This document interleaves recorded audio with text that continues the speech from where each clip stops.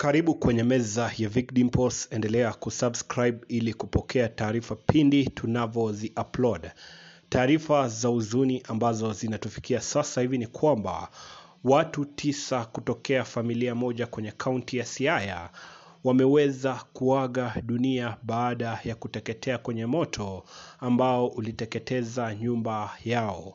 9 hao ni pamoja na wazazi na watoto wao, na hizi ni taarifa ambazo zinaendelea kuenea mitandaoni, huku wengi wakishtuzwa na tukio hili wakijiuliza ni kipi kimeweza kuchangia kwa kuibuka kwa moto huu. Ila ni taarifa ambazo tunaendelea kufuatilia, na bila shaka ujio wote utakuwa unaupata kwenye channel ya Vic Dimples. Unachohitaji ni kusubscribe ili wa kwanza kupokea taarifa zetu pindi tunavyozi upload, au sio?